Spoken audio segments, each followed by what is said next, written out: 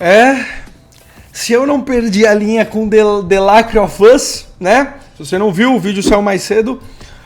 Um inscrito no canal, né? Que eu falei na live do Esquadrão Nerdola que eu não aguento mais Demolidor. Que eu tô puto, que esse último episódio foi uma preguiça, esse penúltimo, uma preguiça pra assistir. E aí o miserável, me mandou um vídeo de um canal chamado Nerdland, né? Falando assim, aí Carlos, já que você não tá curtindo, assista esse vídeo aqui. E eu sei que é uma pegadinha, eu sei que ele quer me ver estressado, porque eu conheço o Nerdland. Na verdade, eu o conheci na época do Invasão Secreta. Invasão Secreta o nome, né? Que eu, assim, foi a série que eu mais tinha expectativas, que eu até gostei do primeiro e o segundo episódio. Não me agradou o tanto que eu esperava, mas foi legalzinho. E aí depois tornou aquela merda, aquele lixo. E aí naquela época, o YouTube me apresentou o Nerdland. E eu lembro, galera, é que eu não fazia react ainda. Mas que eu fiquei tão puto vendo o vídeo dele. Tão puto, ele passando pano pra Gaia. Nossa, que legal essa personagem. Eu quero, meu Deus! Né? Então eu sei, senhor, como que era o seu nome? Era Alex.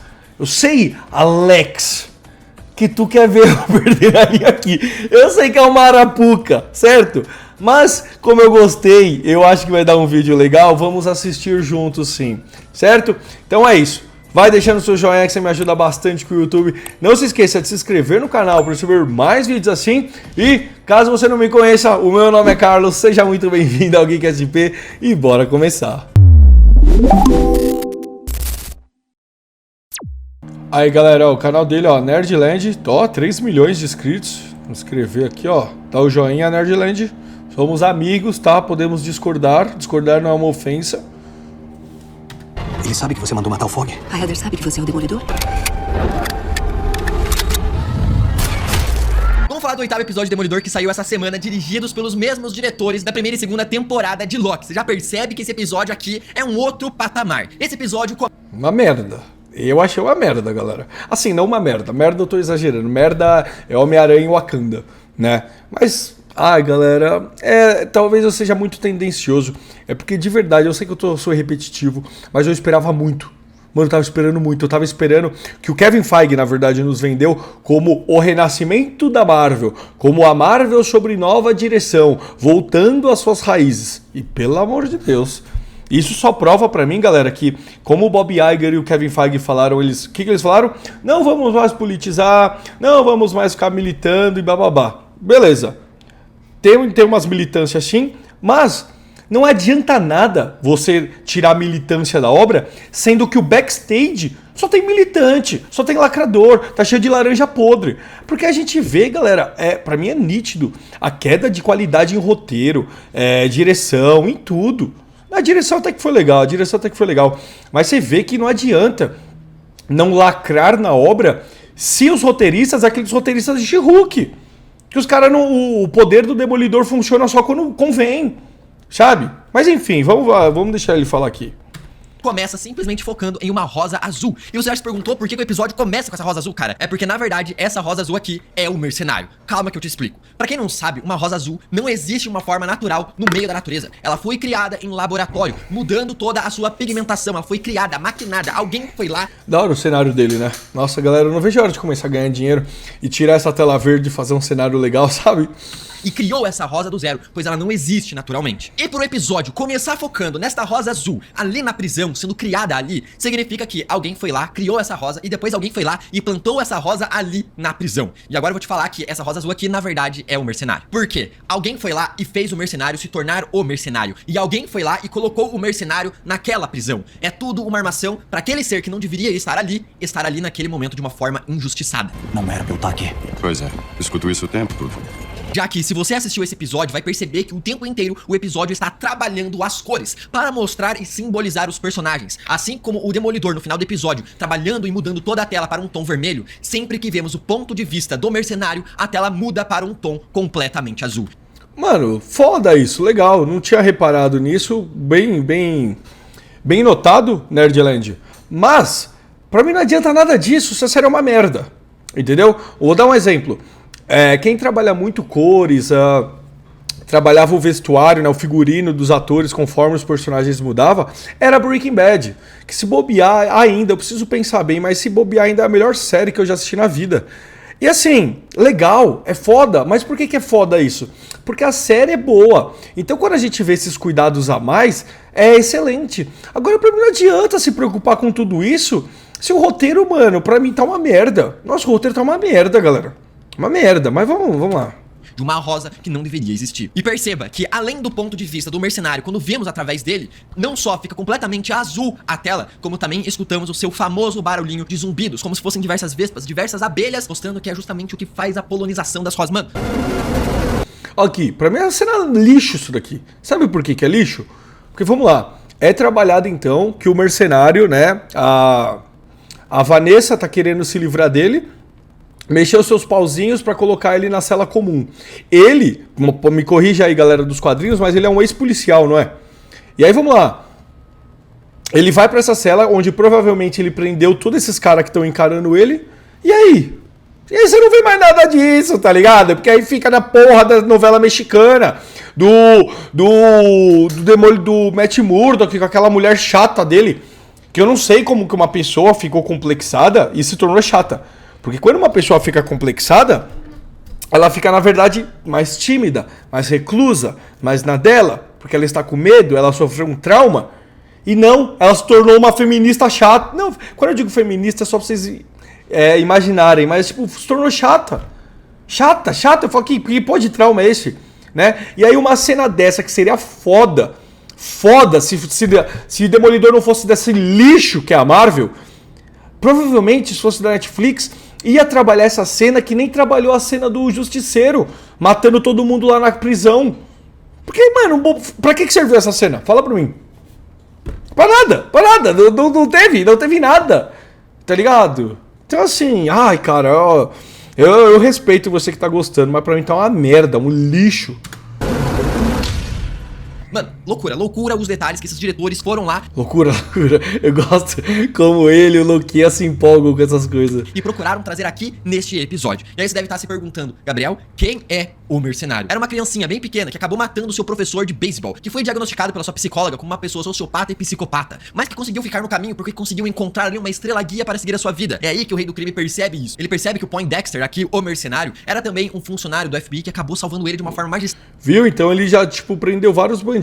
Seria legal ser trabalhado isso, ele lá na cela dele, os bandidos iam se vingar dele, aí fazer alguma coisa, como ele é bom com a mira, né, ele conseguir matar os caras, sei lá, com borracha, com um lápis, sei lá, lápis eles não vão ter, mas vocês entenderam, dando um jeito legal de matar os caras, né, e agregar a cena a essa série que se chama a série do Demolidor. Já percebeu que é uma série do Demolidor, Justiceiro e Wilson Fisk tem poucas cenas de ação, porque fica nessa novelinha barata. E não tem problema, galera, quando a série é mais no diálogo, quando os diálogos são bons. Que nem quando a gente assistiu um episódio de Game of Thrones e não tinha cena de luta, só que os diálogos eram tão foda que valia a pena. Construía os personagens, levava a trama pra frente. Essa série, pelo amor de Deus, cara. Magistral de diversos bandidos sozinho, metendo bala na cabeça de formas absurdas. Olha que foda. Aproveita esse cara, ele aproveita esse elo Só que era da onde? Da Netflix, né? fraco, descobre sobre o passado dele e torna ele a vir a se tornar o mercenário como conhecemos, matando a mulher que ele tanto ama, fazendo o cara surtar e ficar fora de controle, que vem daí esse barulhinho de vespas e abelhas atrás do ouvido dele. Eu nunca vi um talento como o seu. Eu aceito. Eu nunca vou abandonar você. A decisão é sua. Faz ele se tornar um falso demolidor, a ponto de quase matar o Matt Murdock, matar o padre do Matt Murdock e quase matar a Karen Page. Quando o Matt conta pra ele que na verdade foi o rei do crime que matou a mulher que ele amava, ele então no final da terceira temporada decide ir atrás Nossa, é verdade, né? do rei do crime pra matar o cara, só que ele acaba tendo a sua coluna quebrada e depois consertada no final da terceira temporada. É por isso que ele aparece aqui em Demolidor Born Again e de uma forma misteriosa foi encomendado, mandado a matar o Fog Nelson. A gente vê logo... Aí, outra merda então, cara. Pelo amor de Deus, cara. Outro lixo, então. Eu nem lembrava disso, galera. Mano, vamos lá. Se o rei do crime, casado com a Vanessa, matou a esposa do mercenário, como é que ele topou trabalhar pra eles? Porque no começo começa a Born Again com ele indo matar o Fog, correto? A mando da Vanessa. Se ele tem esse ódio, se o Wilson Fisk quebrou a coluna dele, se o Wilson Fisk matou a esposa dele, era pra ele ir atrás do Wilson Fisk. Não do Fogg por conta de dinheiro. Pelo amor de Deus. Você vê como cada vez fica pior? Nossa, eu nem lembrava disso, cara. Logo em seguida, então, que ele está mantido ali numa prisão, meio que separado, com uma supervisão de aprimorados. Vocês sabem que eu sou SA, né? Até a minha apelação. A gente sabe. Supervisão aprimorada. Todos esses novos termos, a gente chamava apenas de policiais, informantes e psicopatas. Qual deles é você, Poindexter? Isso me faz lembrar algumas coisas, porque ele é tido ali como uma pessoa com poderes. E diversas pessoas com poderes dentro do MCU são chamadas de aprimorados. Como o Capitão América e a Maria Hill falam de aprimorados da Wanda e do Pietro Maximoff lá em Vingadores Era de Ultron. E os aprimorados? Wanda e Pietro Maximoff. Gêmeos. Aí. Órfãos aos 10 anos quando o míssil destruiu o prédio. Nossa. Ele veio lá e ela é estranha. Loucura. Olha, mano, olha que cena, que coisa linda! Que coisa linda voltar a ver o Steve Rogers, olha! Meu Deus do céu, ó, o respiro da antiga Marvel. E não tô falando que era perfeito, mas olha a diferença, gente, pelo amor de Deus. Me mostra um personagem imponente que nem o Steve, cara. Eu amo demais o Steve, cara, pelo amor de Deus. Cadê? Ai, tirou o áudio. Deixaria um cientista alemão fazer experimentos em si mesmo para proteger seu país. Além de que, essa prisão de aprimorados aqui em Nova York tá meio capenguinha. Até porque conhecemos outras prisões um pouco de nível mais elevado, onde lá em Los Angeles, William Blonsky acaba sendo mantido ali, o Abominável, em uma prisão de aprimorados. Assim também como o Hulk Vermelho depois de Capitão América 4, que fica na Balsa, uma prisão de aprimorados, que também apareceu para deixar os Vingadores presos em Guerra Civil. Os policiais então levam o Poindexter para a prisão ali comum, a pedido do Rei do Crime, e os caras se certificam de falar agente Poindexter, pra deixar claro para os presos que esse cara aqui já foi um policial e responsável por prender algum deles, pra justamente fazer o cara sofrer. Bem-vindo à população geral, agente Poindexter. Então, mas dane-se, porque tipo, você acha que o preso não sabe que foi ele que prendeu ele, tá ligado? Tipo assim, você acha que já não sabe, todos os bandidos sabem que ele é prisioneiro, que ele era da polícia? Então assim, tá bom, legal, eu já vi relatos, né, de podcasts assim, de pessoas presas falando que a polícia faz isso mesmo. Quando o cara é Stu, né, eles jogam na série e falam aí, ó, isso daí é Stu, ó. Então a polícia faz isso mesmo, mas, né, tipo, ia levar pra mesma coisa. Nossa, e aí deu em nada. Wilson Fisk fala então pra Vanessa que o projeto Red Hook está dando certo, e ele garante a ela que ele nunca mudou quem ele era, apenas Nossa, eu não suporto esse casal, galera. Eu juro, eu não tô aguentando essa Vanessa, cara. mudou. E esse Wilson Fisk capado. Cara, vocês têm noção que ele é o fucking rei do crime? Mas a gente vai chegar na parte dele, da esposa do Matt Murdock, que, meu Deus, se essa mulher não tomar um balaço na cara no final dessa série, mulher chata. Ai, por que você tá assim, pro Matt Murdock, né? Ai. Caralho, todo mundo sabe que o Matt Murdock prendeu o Wilson, ele e o Fogg prenderam o Wilson Fisk.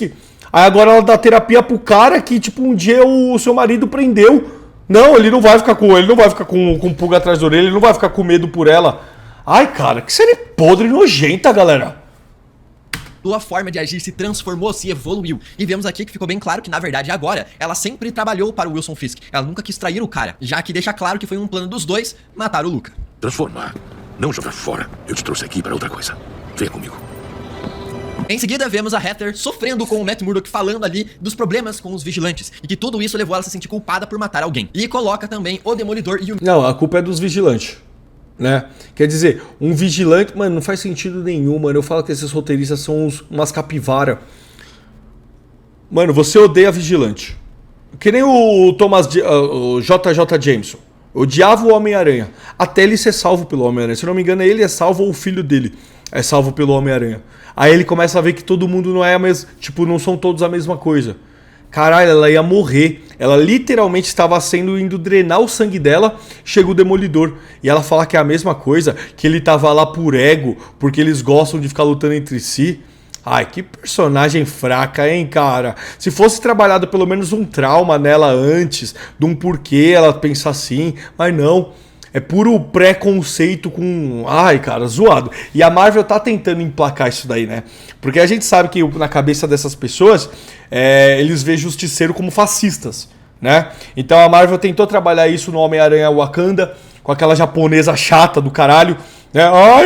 Ai, mascarados, batendo em pobres, né? Porque, pra eles o traficante é pobre, é uma vítima da sociedade. Enfim, então, ai, cara. Aí isso que eu não entendo é a Marvel... sempre trabalhando contra os seus personagens. Parecia aquele idiota do diretor lá do Besouro Azul, chamando o Batman de fascista. Simplesmente o maior herói, o herói que financia a DC todos esses anos, porque se não fosse pelo Batman, a DC tá quebrada no cinema. E aí, eu tô fazendo o Besouro Azul, o lixo do Besouro Azul. Eu sei que ele é legal nos quadrinhos, tô falando o filme. E aí eu vou bater no Batman, que o último Batman que a gente teve tinha sido do Nolan. Ô, irmão, se põe no seu lugar, cara. Tu tá dirigindo o Besouro Azul, cara. Cala a boca. Muse no mesmo pacote. Pra ela, são o mesmo tipo de pessoa e não são diferentes. E isso que ela é uma psicóloga. Teoricamente, essa pessoa deveria ser inteligente. Teoricamente, essa pessoa devia pensar assim, cara, pro Demolidor ter salvado a minha vida e ele ser um cara mascarado, quais serão os complexos que ele tem? Ela, por ser psicóloga, ela teria curiosidade de conhecer eles e não de julgar assim que nem uma babaca. Ai, meu Deus, gente com máscara. Calma. Já pro Matt Murdock, ele fala que o Demolidor estava lá pra salvar ela. E ela diz, fui eu quem me salvou. Tô te matar, o Demolidor te salvou. Fui eu que me salvei. Foi. Você se salvou tanto que se o Demolidor não chega, ele tinha... O Muse tinha... Paulo Muse tinha drenado todo o sangue dela. Eu não sei qual que é o problema da Marvel em escrever personagem feminina. Essas pessoas progressistas, na cabeça desses idiotas, pra uma mulher ser uma mulher, ela tem que ser chata. Pra uma mulher ser uma mulher, ela tem que ser burra. Eu não entendo isso. Cara, você não consegue... Vou dar um exemplo. Olha a diferença da...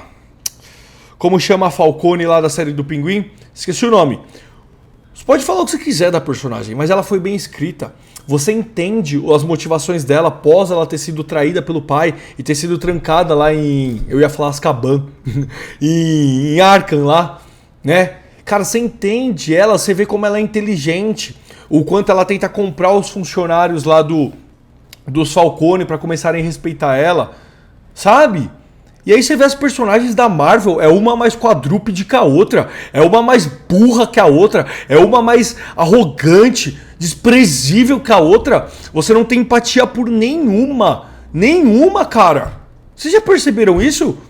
Desde a Era de Ouro, falam, ó, a Miss Marvel, personagem legal, ela é tipo Tom Holland de mulher, né? Idolatra a Capitã Marvel. Tirando a Miss Marvel, fala outra personagem feminina encantadora, que você gosta, que você queira ver. E não que você queira ver a Miss Marvel, porque eu também não quero ver a menina. Mas pelo menos é uma personagem você consegue digerir ela. Agora o resto é tudo chato, é tudo petulante. Porque na cabeça desses progressistas, desses filha da mãe, mulher tem que ser isso. Tá ligado? A mulher não pode ser parceira, aliada, doce, gentil. Sabe? Ambos estavam lá por si mesmos. Agora fica aquela pegada ali, né? Com ela tendo uma visão muito parecida com a do Wilson Fisk, de odiar qualquer tipo de vigilante. E meio que tá a favor. E olha que série podre. Como ela é inteligente, ela podia ter falado assim: cara, sabe o que tá me pegando, Matt? Como ele sabia que eu tava lá? Será que ele é alguém que eu conheço? Porque vai ser trabalhada essa trama, né? Tá construindo tudo isso pra chegar em um embate entre ela e o Matt Murdock no futuro, quando ela descobrir que ele é o Demolidor.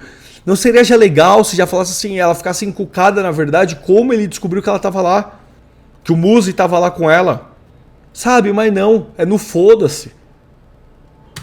Do Wilson Fisk. E eu fico perguntando aqui, cara, será que foi mesmo ela que se salvou? Ela tá certa em falar que ela se salvou sim, mas se o Matt Murdock não tiver... Ela não se salvou, Nerdland. Ela não se salvou.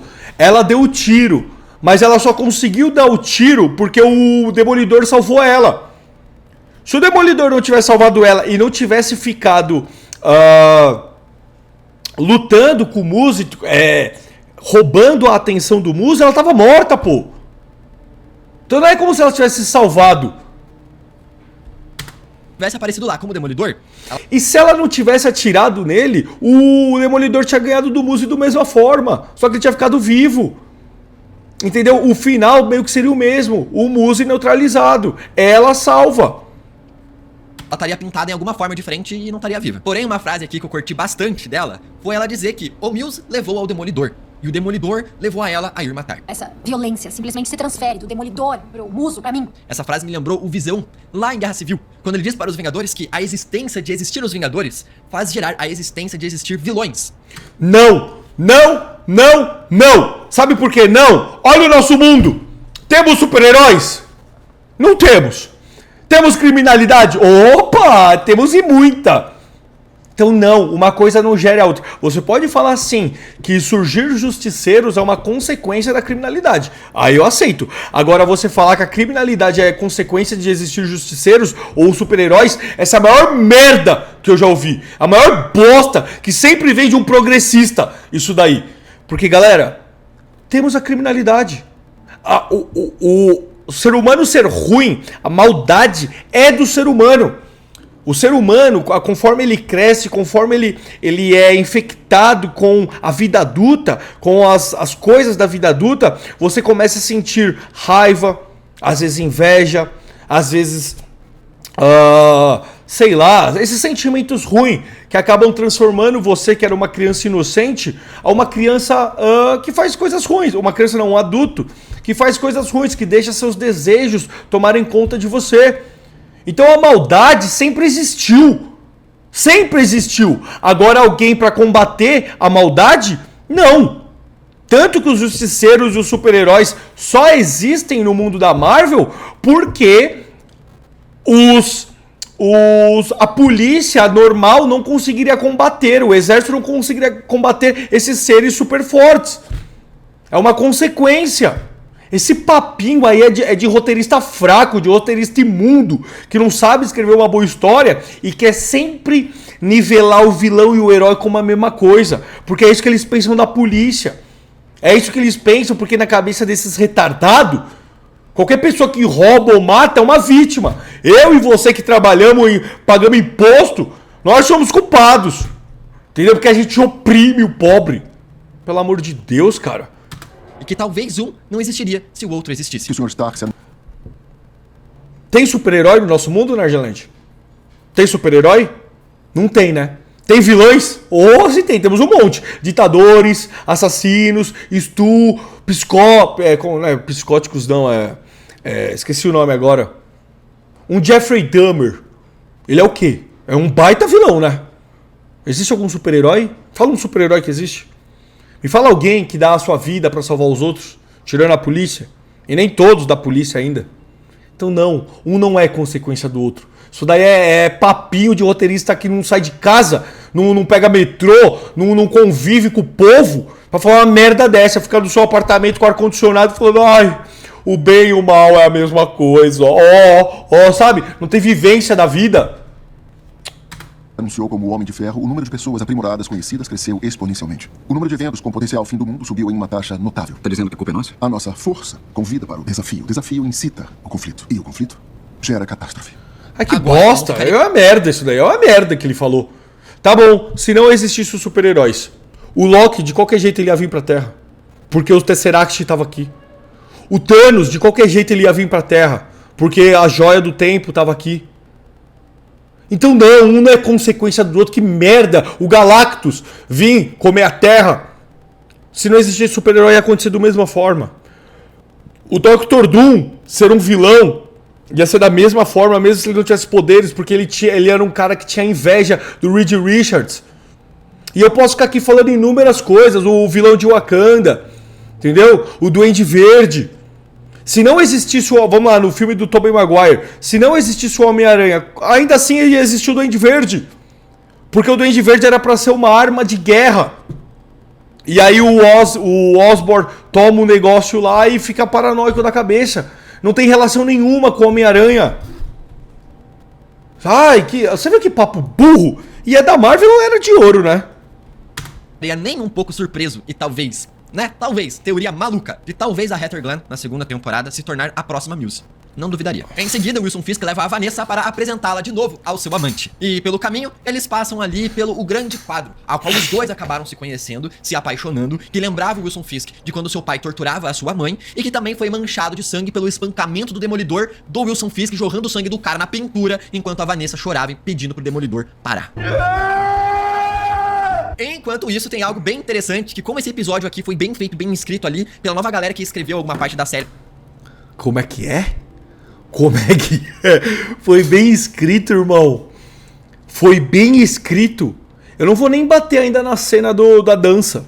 Vou esperar ele chegar nessa cena. Irmão, aonde foi bem escrito, cara?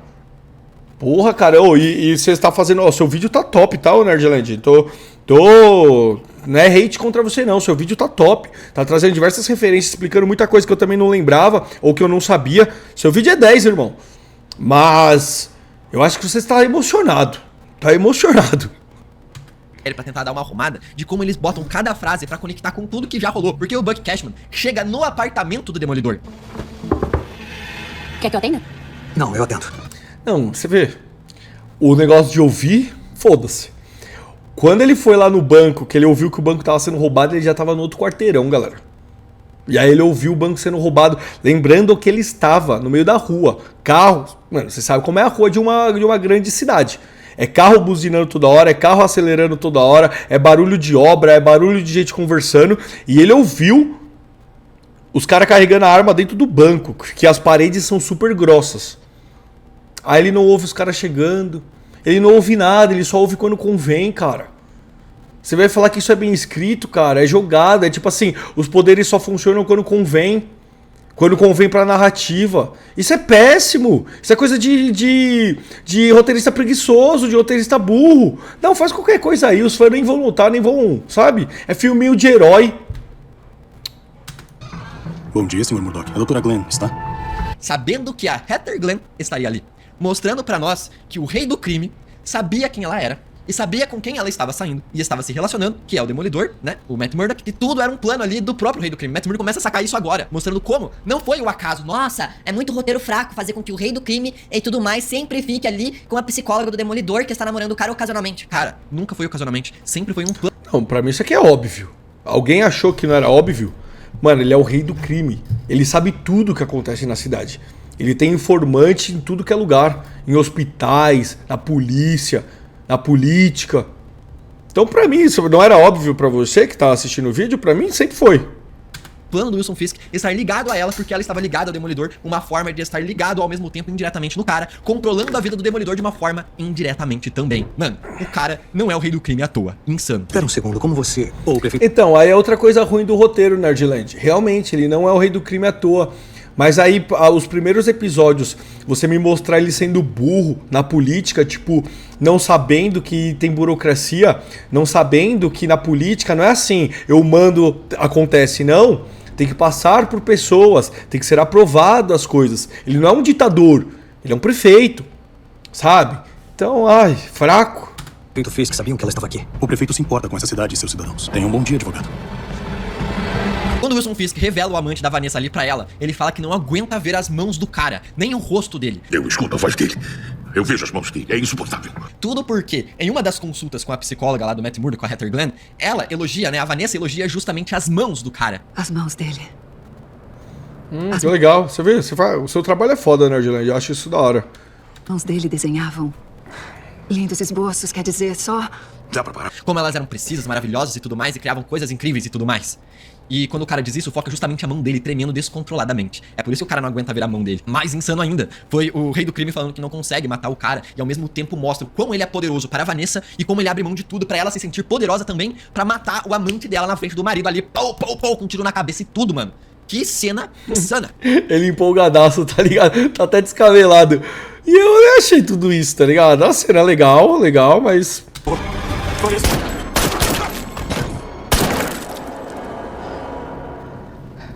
É que é aquilo, galera, vocês sabem que eu gosto dessas coisas pesadas, dessa violência.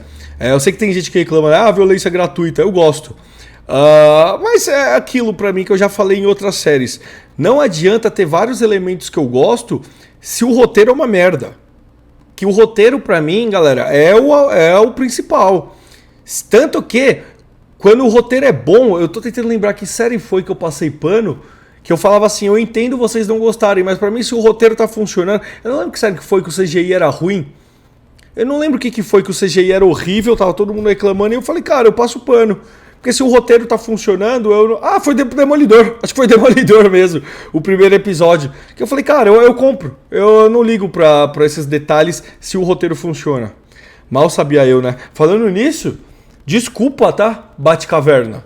Eu fiz um vídeo indo contra vocês detonando a série. Eu não sabia, não, estava errado. Me perdoem, vocês estavam certos. E aí então que o Matt Murdock chega no escritório, conversa ali com a sua colega, com a sua parceira, e ela revela que o mercenário quer conversar com o Matt Murdock e foi o rei do crime que tirou o cara, digamos assim, da prisão separada mais top. O motivo pelo qual meu amigo ligou é que Poindexter quer conversar com você. Comigo? É. Por quê? Eu não faço ideia, eu não me importo. E aqui, no escritório, a colega do Matt Murdock, né, percebe que ele está ficando fora de controle. Por quê? Jesus, Matt, eu mal te reconheço. O que tá acontecendo? Ele já falava que a vida dele era falsa, ele falou isso no episódio anterior. E ele não quer mais viver nessa mentira. Perceba que o Matt sempre teve pouca grana, só atendeu galera ferrada, sempre tentava ajudar o mais ferrado e tudo mais. E por que que ele subiu de vida? Por que que ele tá num apartamento foda? Por que que ele não mora mais em Hell's Kitchen? Por que que ele conseguiu ter sucesso na carreira? Porque ele começou a defender pessoas ruins também. Nós não estamos servindo a justiça aqui, estamos sendo babás do caos. Só que por esse tempo de tentar viver uma vida falsa, que era meio que a vida que o Fogg queria viver, ele começa a perceber que as coisas estão erradas. Ele começa do nada ali a perceber no meio da conversa do cliente dele, simplesmente os sentidos dele se ligam, percebendo que o cara tá mentindo, coisa que ele não fazia antes. Então ele se permitia viver nessa mentira, pra tentar não ser o Demolidor. E aí então é que ele perde o controle com o seu cliente e conta ali pra sua colega que na verdade o sistema está quebrado. Nós defendemos o Hector Ella e ele foi assassinado, talvez pelos policiais que estão por aí agredindo cidadãos a propósito. Que tudo o que aconteceu, desde o cara que roubou ali uma pipoca e tudo mais no mercado, até a morte do Tigre Branco, tudo o que aconteceu nessa série levou a criar o cara, levou a ele se tocar e que todo o sistema estava quebrado e que ele começou a fazer parte desse sistema. E só agora ele percebeu isso. Isso, nós... Cara, eu vou te falar, Nerdland, você fez melhorar essa cena pra mim, tá? Porque eu tinha achado uma merda, porque eu falei, como é que ele perde a linha com esse cara e não perde a linha com o pipoqueiro lá que ficou tirando ele toda hora, né? Você melhorou a cena pra mim, obrigado. O que nós fazemos parece inútil. É nesse momento que o Matt Murdock vai então visitar justamente a Josie, ali na frente. O local onde o Fogg morreu. O local onde o mercenário matou o seu melhor amigo. E em conversa ali com os seus amigos, com a Josie... Eu vejo uma galera na internet falando que o Fogg tá vivo. Se o Fogg voltar, galera... Nossa, vai ser um lixo. Eu odeio série que é covarde. Que tipo, mano... Eu não queria que ele tivesse sido morto, galera. Eu gosto do ator pra caralho. Gosto do Fogg. Mas matou. Fazer o quê? Eu tenho que voltar. Entendeu? Se voltar, mano, vai ser uma merda, hein, cara. E com o carinha ali, ele percebeu que, na verdade, o Fogg tinha vencido o caso e que alguém tentou silenciar o Fogg. Ele sabia, o Fogg, na noite em que ele morreu, ele sabia que iria vencer. E lembra que o caso do Fogg estava relacionado com o Red Hook? Pois é, está relacionado com o Rei do Crime e também com a Vanessa, que já estavam falando de Red Hook desde lá do primeiro episódio também. Depois do lance, Red Hook, ele disse que estava sendo ameaçado. Ele então encontra o mercenário na prisão e perde o controle atacando o cara. E detalhe, tá? O mercenário sempre quis isso. Porque depois que o Matt Murdock espanca ele, batendo a cabeça do cara na mesa, ele agradece o Demolidor. Valeu, advogado. Vai se fuder! Isso aqui era tudo plano do mercenário. Fazer com que o Demolidor atacasse ele, quebrasse o seu dente, pra que conseguisse remover o seu dente, pra poder matar os guardas ali na prisão e conseguir fugir da prisão. Dia difícil, né? Então, você vê, aí não mostrou ele lutando com os cadeeiros lá, não mostrou nada. Além do mais, de irritar ainda mais o Mas essa cena foi legal. Ele fugindo com o dente, achei da hora. Demolidor. E perceba a frase que ele fala. Uma boa pessoa protege até mesmo o seu maior inimigo. No final do episódio, é isso que acontece, insano. Porque é isso que os homens bons fazem, não é? Defendem seus piores inimigos. É então que o mercenário foge da prisão, arrancando seu dente, fazendo uma referência clara aos quadrinhos, onde ele pega o dente e ataca a pessoa. Cara, é igualzinho os quadrinhos. Ele se liberta matando os policiais ali e sai da prisão fingindo que é um policial normal ali e tudo mais. Então vamos para a festa que o Rei do Crime estava fazendo para comemorar a sua equipe antivigilante. Então tá todo mundo lá reunido e aparece então o espadachim novamente, o padrasto da Kate Bishop, que a mãe da Kate Bishop trabalhava para o Rei do Crime. E agora a gente acaba percebendo ali que o Rei do Crime tinha falado pra Vanessa lá no início do episódio, né? Conseguir todos os financiamentos que eu queria, público e até privado e tudo mais. Por quê? De que forma? De que forma? Porque agora o Rei do Crime está com o seu terno branco. Agora o Rei do Crime se revelou o Rei do Crime. Perceba que o traje clássico do Rei do Crime é o terno branco. E essa aqui é a primeira vez que o Rei do Crime utiliza o seu terno branco. Porque agora ele se tornou o Rei do Crime de verdade. E como que ele conseguiu seu financiamento? Aonde que tá o marido da mulher? Essa é a mesma mulher que tinha peitado o Rei do Crime e cantado de galo pra cima do cara. Cadê o marido dela? Está sua cara metade, Arthur, essa noite? Eu não sei. Você sabe? Pois é, não duvido nem um pouco que o cara pode ter sido torturado, espancado, esquartejado ou até mesmo quase morto pra fazer com que a mulher financiasse ali o Rei do Crime em troca da vida do marido dela. O Matt então chega à festa que ele nem queria ir, conversa com a Heather Glenn e meio que caga pra própria namorada, pro próprio relacionamento, não escutando nada do que ela tá falando, só focando no que o Rei do Crime estava falando e conversando com o espadachim. Mas aí eu entendo ele. Tipo, ele sabe que a vida da mulher dele tá em perigo, que o Wilson Fisk tá usando ela pra chegar no Matt Murdock. Então eu entendo ele tá assim, querendo ouvir as coisas e tal, não dando atenção pra ela. Fora que ela tava chata pra caramba, né? Falando de espadachim? O vigilante? Detalhe que nessa cena aqui do Rei do Crime é insana.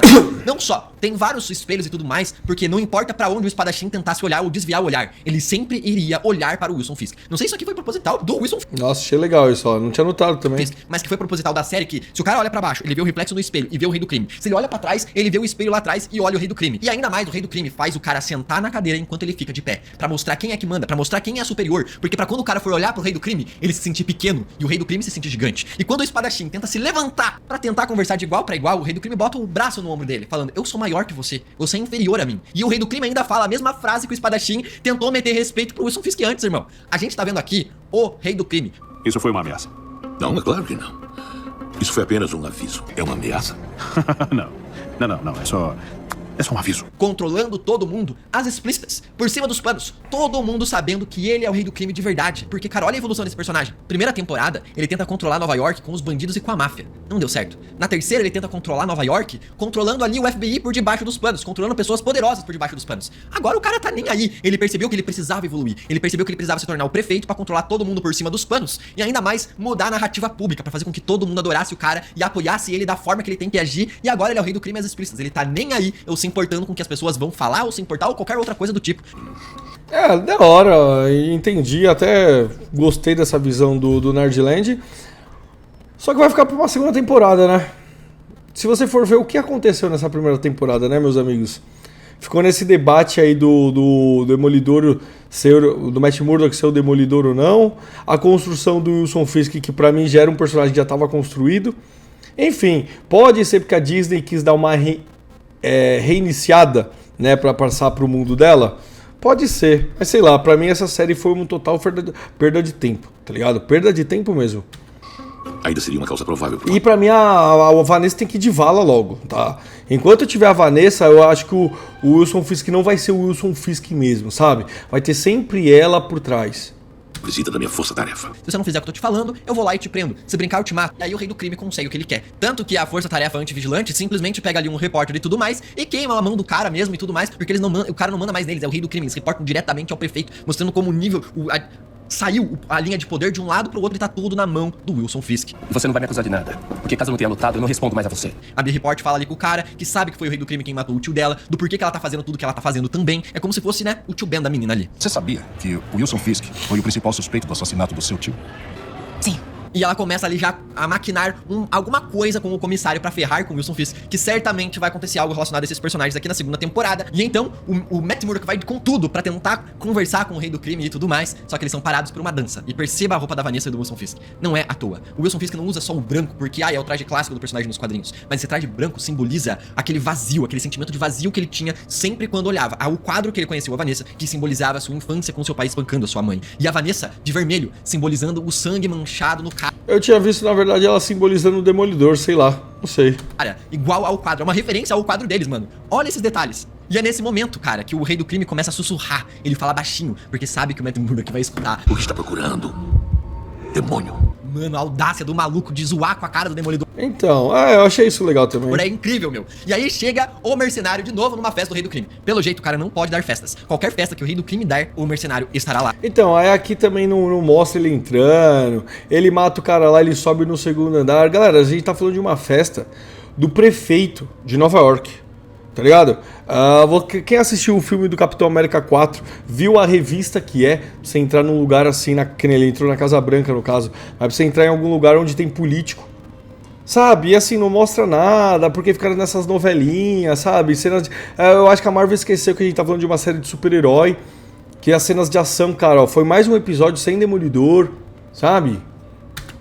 Para matá-lo. Porque assim, igual a terceira temporada, o mercenário também chegou na festa do Rei do Crime, no aniversário, na festa de casamento do cara, pra matar o Rei do Crime. E aqui ele faz a mesma coisa, naquele ponto. Então, já não faz sentido, cara. Não era nem pra ele ter trabalhado com o Wilson Fisk, cara. Ele já tentou matar o cara, sabe? A Marvel passou por cima disso, porque dane-se. De vista azul do cara, com aquele barulho e tudo mais. E, cara... Você deve ter ficado puto com o Matt Murdock, de ter se sacrificado, botado a vida dele em risco pra defender o Rei do Crime. E aí, pra mim, isso é uma coisa que também não faz sentido, viu, galera? Assim, vamos ver, na verdade, como é que eles vão explicar isso no episódio de hoje. Hoje é terça, Porque assim, cara, pra mim não tem nada... Ele tava desesperado num momento com medo da sua mulher estar em contato com o Wilson Fisk, e agora que ele poderia tirar o Wilson, porque se o Wilson Fisk morrer, acabou. Todos os problemas do Matt Murdock, não só do Matt Murdock, mas da cidade toda, acabou. Então, pra mim não fez sentido. Ai, Carlos, mas é porque ele era herói.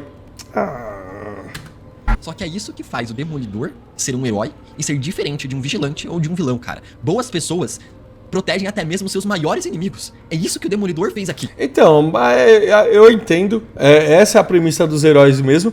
Mas eu volto a dizer, eu sou contra. Eu sou muito mais igual o Justiceiro. Ou muito igual o Pacificador falou. Porque assim, o Demolidor deixar o Wilson Fisk vivo, todas as mortes que vão vir pelas mãos do Wilson Fisk são responsabilidade do Matt Murdock também. Ele sabe que o Rei do Crime é um dos maiores vilões que tem na cidade. É um dos maiores criminosos. Sabe o quanto ele tá manchado de sangue. Quantas vidas ele tirou. Você salvar um cara desse é a mesma coisa que você falar pra mim que um herói salvaria o Hitler. Porque ele é herói, entendeu? Eu entendo, é a premissa do herói. Mas eu não compro. Pra mim isso aí torna a obra infantil. Torna a obra infantil, sabe? Porque, esse é a minha linha de pensamento. Porque o Matt Murdock prefere botar a própria vida em risco pra salvar alguém. Mas não eu importa entendo nem que se ela é assim, mesmo herói o seu e tal. vilão, o seu maior inimigo, uma pessoa cruel. É por isso que o Matt Murdock não queria matar o mercenário, não queria matar o justiceiro quando conheceu ele, e nunca quis matar o Rei do Crime de verdade. Ele nunca cruza essa linha de ser um herói no ponto de vista dele. É isso que Eu difere entendo, é bonito, faz parte dos heróis. ele de ser um herói, ou de um anti-herói, ou de um vilão. Tudo porque ele acredita que o caminho certo não é a morte, mas sim a justiça. Olha que final absurdo, absurdo mesmo. E termina só com o batimento cardíaco do Matt Murdock, né? Cara, é nesse momento em que o Demolidor de fato foi born again, foi renascido de novo. Cara, o último episódio, meus amigos, o último episódio, que também Eu adoro ele dar. foi dirigido pelo mesmo cara que fez o primeiro. E esse penúltimo aqui, a gente sabe que vai ser insano e você vai ter que assistir aqui o vídeo. Assim que depois que o último episódio sair, vir aqui pro canal pra gente surtar junto. É isso, galera. Vocês assistam lá o canal dele. Eu gostei do seu vídeo, tá, Nerdland? Gostei mesmo, irmão. Mas não vi tudo isso que você viu, assim, essa felicidade toda. Os pontos que você trouxe que eu não tinha pensado, eu gostei também. Mas é aquilo, aí eu fiquei mais broxado com ele tomar esse tiro, porque como que vai ser agora o último capítulo? Ele vai ficar no hospital porque foi um tiro de fuzil, né? Era pra ter explodido, na verdade, o ombro dele, mas beleza, é uma série de herói. Mas assim, e aí? Ele vai ficar nocauteado? Quem vai fazer as coisas? A mulher dele vai fazer as coisas por ele? A equipe lá dele, lá, a turma da vila lá? Entendeu? Tipo, como que vai ser ele aí machucado? Não vamos ter Demolidor de novo? Eu não assisti, tá? Me falaram que vai ter ele e o Justiceiro. Que já tá na hora de aparecer, né? Esse Justiceiro que, sei lá, tá de férias. Mas enfim, galera. E é isso. Aí também o outro lá, o mercenário dá o tiro, não dá os 2 tiros. Por que ele não deu mais tiros? Tá ligado? Por que ele não deu mais tiros? Ah, a polícia tava correndo. Mano, ele não tem medo da polícia. Ele sabe que ele mata todo mundo com facilidade. Mano, errou um tiro, mirava de novo e tal. Então, sabe, pra mim foi mal planejada. Pra mim a série tá uma merda. Juro mesmo, tá um lixo. Como toda a série da Marvel começa bem e ela se perde ao longo dos episódios, cara. É incrível. Mas deixa a opinião de vocês aí, meus amigos. Obrigado pela audiência, obrigado por você que chegou até o final. Um beijo, um abraço e falou!